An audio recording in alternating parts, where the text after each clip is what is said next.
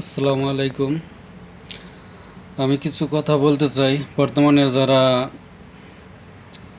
সরকারের উপদেষ্টা হয়েছেন, শপথ গ্রহণ করেছেন, তারা তারা ইতিমধ্যেই ভালো কাজগুলো করছে এবং আগামীতেও যাতে করে তার জন্য আমারও কিছু পরামর্শ আছে। এজন্য আমি কিছু কথা বলতে চাই। বাংলাদেশে সর্বপ্রথম দালাল মুক্ত করতে হবে।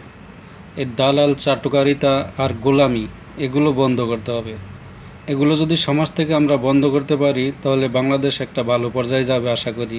সমাজও ভালোভাবে চলবে, সাধারণ মানুষ ভালোভাবে জীবনযাপন করতে পারবে, কোনো দালালের খপ্পরে পড়বে না, এটাই আশা করি আমরা।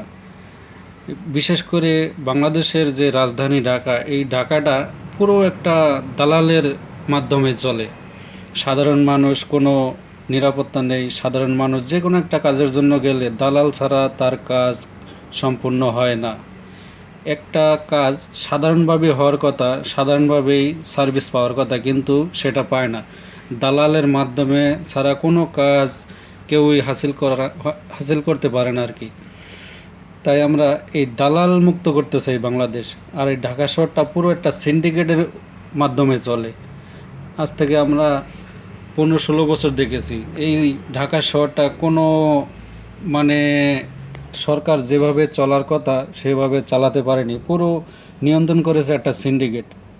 এই সিন্ডিকেটকে আমরা ভাঙতে চাই এবং ভবিষ্যতে যেন আর এই দালাল সিন্ডিকেট যাতে বাংলাদেশে তৈরি না হয়, এজন্য সরকারকে তৎপর থাকতে হবে, এজন্য সজাগ থাকতে হবে, আর মাঠেও কাজ করতে হবে এই নিয়ে।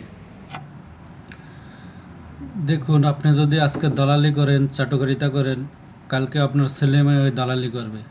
প্রজন্ম আপনাদের কাছ থেকে কী শিখে যাবে, সমাজের কি ভালো কাজ করবে?